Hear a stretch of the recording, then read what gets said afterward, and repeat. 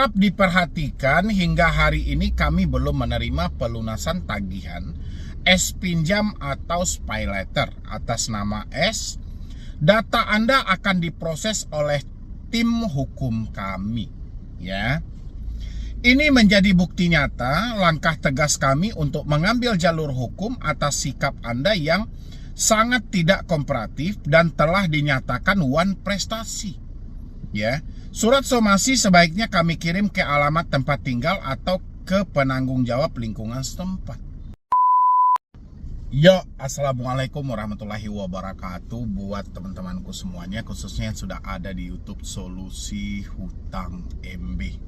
Ya, pokoknya terima kasih banyak buat teman-teman semuanya yang selalu menyempatkan diri untuk mensupport dan mendukung channel ini. Untuk video kali ini adalah yang mana ini ada salah satu dari follower saya juga di Instagram menyampaikan mendapatkan tekanan berulang kali dari debt collector Shopee, yang mana katanya itu akan diproses ke jalur hukum. Ya, walaupun saya sudah berulang kali menjelaskan buat teman-teman semuanya, pemrosesan ke jalur hukum, ya, atau wan prestasi sendiri diarahkan ke jalur perdata, bukan berarti hal ini tidak diperbolehkan, dipersilahkan. Bahkan OJK menyampaikan setelah 90 hari pinjol dilarang melakukan penagihan, ya, tapi pinjol masih mempunyai dua opsi lagi. Pertama, bekerja sama dengan lawyer atau penasihat hukum untuk menjatuhkan wan prestasi atau menggugat secara perdata, atau menjalin kerjasama dengan pihak ketiga untuk melanjutkan penagihan, ya. Tapi yang dilakukan oleh si pinjol-pinjol ini apa gitu loh? Yang dilakukannya adalah yang paling termurah, ya. Kalau dia bekerja sama dengan lawyer atau penasihat hukum, ini untuk penyerahan kuasa dan segala macam, itu aja biayanya sudah berapa. Belum lagi pendaftaran biaya ke pengadilan. Belum lagi dalam persidangan yang harus dibayar dan ditanggung oleh si penggugat gitu loh. Jadi cukup luar biasa biayanya. Belum lagi waktu-waktu yang dipergunakannya cukup lama gitu loh. Makanya si pinjol mengambil jalur alternatif, menjalin kerjasama dengan pihak ketiga, FC, ya, untuk melanjutkan penagihan ini. Dan ketika teman-teman mendapatkan ancaman hukum, ya, atau Anda mau dibawa oleh tim mereka untuk diproses ke jalur hukum, itu yang melakukan pihak ketiga, bukan si lawyer tadi gitu loh. Pihak ketiga yang diajak bekerja sama untuk melanjutkan penagihan. Karena si pihak ketiga ini sudah kebingungan, dia harus menagih seperti apa, dipakai juga lah seakan-akan dia mau memproses Anda ke jalur hukum. Padahal dari dulu hal itu tidak dilakukan oleh si pinjol. Bahkan gugatan sederhana aja GS, itu mereka masih berpikir panjang. Ya, ini ya teman-teman semuanya ya, saya coba pajang di sini.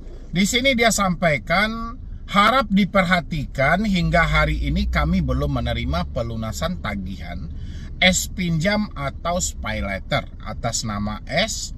Data Anda akan diproses oleh tim hukum kami, ya. Ini menjadi bukti nyata langkah tegas kami untuk mengambil jalur hukum atas sikap Anda yang sangat tidak kooperatif dan telah dinyatakan wan prestasi, ya. Surat somasi sebaiknya kami kirim ke alamat tempat tinggal atau ke penanggung jawab lingkungan setempat. Tim lapangan kami juga sedang meminta izin ke penanggung jawab lingkungan setempat sehingga didampingi menuju ke rumah keluarga Anda. Bayarkan hari ini di aplikasi Anda sebesar Rp11.490.108 jika tidak ingin tim lapangan yang handle. Oke. Mungkin seketika teman-teman melihat bahasa-bahasa seperti ini, itu sangat menakutkan. Mungkin teman-teman berasumsi, benar nggak ya kita akan dilimpahkan ke jalur hukum? Ini saya sampaikan dulu buat teman-teman semuanya. Kalau Anda bermasalah dengan perbankan manapun, ini kita lebih luas lagi ya, perbankan manapun, baik itu bank, leasing, pinjol, dan segala macam, alangkah baik atau jauh lebih baik perkara ini memang dilimpahkan ke jalur hukum. Ya, kenapa seperti itu, Bang? Biar ada kejelasan. Berapa penerapan bunga sebenarnya? Berapa penerapan denda sebenarnya? Kayak mana mereka memberikan atau mekanisme dalam penyaluran dana ini gitu. Ya, daripada kita langsung berhadapan dengan mereka dengan via telepon, via WhatsApp, via email, yang mana kita tidak tahu siapa yang melakukan penagihan dari deskolnya. Ya, makanya teman-teman, kalau tentang yang disebut prestasi, prestasi atau perdata, itu hanya menentukan ya siapa yang paling berhak. Apakah ini ada haknya, apakah ini juga berhak dan segala macam. Yang jelas itu hanya menentukan hasil keputusannya. Dan dengan begitu sebenarnya, kalau memang pinjol ini benar-benar mau memproses sebetulnya ke jalur hukum, itu jauh lebih baik. Jadi kita tidak capek-capek untuk menyuarakan kepada OJK, menyuarakan kepada presiden supaya pinjol itu diblokir. Cukup pengadilan yang membuktikan nanti seperti apa kejam dan liciknya mereka. Tapi teman-teman jangan takut dulu, mereka juga nggak akan mau memproses Anda. Mereka sudah tahu hal-hal seperti itu tidak akan mungkin mereka lakukan gitu loh. Karena justru akan lebih membahayakan mereka, membahayakan perusahaan mereka juga. Karena semua akan dikaji dan digali juga nanti gitu loh. Habis itu kalau mereka bilangin di sini data akan diproses oleh tim hukum kami, itu cuman bahasa mereka. Cuman bahasa yang dilakukan oleh Deskol tadi ya. Ini menjadi bukti nyata langkah tegas kami untuk mengambil jalur hukum. Itu nggak usah terlalu Anda fokusin, nggak usah terlalu Anda takut juga. Habis itu yang mana yang mereka ya, tim lapangan kami juga sedang meminta izin ke penanggung lingkungan setempat hingga didampingi menuju rumah keluarga Anda. Nah, inilah mereka nih. Merekanya itu cuma ada di bagian bawah, bayarkan hari ini di aplikasi Anda sebesar 11.490.108 rupiah jika tidak ingin tim lapangan yang handle. Udahlah, inilah mereka. Yang di atas ini hanyalah pemanis. Jadi buat teman-teman semuanya, kalau Anda mendapatkan chat-chat seperti ini, saya harap jangan takut, jangan cemas. Semakin kita ketakutan, ancaman-ancaman seperti ini dipakai selalu loh. Ya, apalagi teman-teman sampai terjadi gali lubang tutup lubang, jual aset kanan kiri, pinjam sama tetangga dan segala macam. Bahkan ancaman-ancaman seperti ini akan dipakai karena dia merasa berhasil. Makanya ketika ada ancaman seperti ini, kapan perlu tanamkan dalam diri Anda untuk berhenti bayar selamanya. Kayak gitu aja gitu loh. Ya kan, kalau memang mereka mau datang silahkan datang, kita tunggu di rumah. Ya nggak sih? Habis itu masih dengan hal yang sama ya. Tadi nomornya, nomor yang mana tadi? Saya lupa juga nengoknya. Nomornya diakhiri dengan 4818. Kalau di sini nomornya 7448. Oke. Masih dengan orang yang sama, masih dengan aplikasi yang sama juga, tapi cara penagihannya sudah berubah. Tidak pakai lagi nuansa-nuansa hukum tadi, oke? Himbauan untuk Anda, kami lampirkan surat peringatan, data akan kami proses karena sampai saat ini kami belum menerima pembayaran pelunasan tagihan pinjam atau paylater Anda sebesar 11.490.108. Ada foto KTP, kontak darurat, kantor verifikasi wajah. Nggak ada lagi bahasa hukum. Udah hilang bahasa hukumnya gitu loh. Padahal masih dengan hal yang sama. Kenapa dia hilangkan bahasa hukum? Karena dia beranggapan kata-kata itu nggak mempan ternyata. Jadi dia kurangin lah persinya. Oh ini nggak layak ini. Ini nggak mempan untuk kita teruskan. Jadi dia kurangin dulu. Ya kan? Dia gantilah dengan bahasa ada foto KTP, ada kontak darurat, kantor verifikasi wajah. Ini benar. Ya kan? Foto KTP ketika kita mengajukan kan memang minta foto dengan selfie. Kontak darurat juga seperti itu. Kontak darurat adalah emergency kontak dan segala macam, itu juga dibutuhkan. Ya kan? 1 atau 2 orang emergency kontak. Yang ketiga, nomor kantor juga ada yang diminta. Habis itu verifikasi wajah pastinya. Ya, hal biasa ya kan. Tolong bertanggung jawab sebagai peminjam jika sampai jam 15.00 WIP tidak juga pembayaran, kami akan melakukan tindakan tegas dan penjemputan dana langsung ke alamat yang terdaftar di aplikasi Shopee. Jika sudah aplikasi Anda lunaskan hutang Anda hari ini, jika ditemukan data yang tidak valid, maka akan kami tindak lanjuti. Kami akan menghubungi kontak relasi yang terdaftar. Terima kasih. Gila ya. Sebenarnya hal-hal seperti ini harus ditindaklanjuti sesama OJK, tapi apa boleh buat ya kan? Karena bahasa-bahasa yang digunakan itu terkadang tidak sesuai dengan aturan yang berlaku. Kalau mereka menggunakan menghubungi kontak relasi, itu kan gila. Orang di luar dari kontak darurat loh. Padahal OJK mati-matian selalu membela soal pinjol-pinjol legal. Pinjol legal kami, aku bosan kali nengoknya itu. Pinjol legal kami tidak pernah ada yang begana, yang begini. Kalian tengok lah tuh setiap dia OJK itu setiap konferensi per di TV-TV selalu aja pencitraan. Pinjol legal kami kita telah atur, ada kamera, mikrofon, lokasi. Kalau ada pinjol legal kami mengancam, kita akan cabut izinnya. Padahal di lapangan seperti inilah faktanya. Ya nggak sih teman-teman semuanya. Jadi wajar sebenarnya kalau Anda mengambil kesimpulan ketika kita menemukan sesuatu yang sudah tidak sesuai lagi, kita mengambil keputusan sendiri. Ya sudah, yuk kita berhenti aja, yuk bayar. Ngapain gitu loh.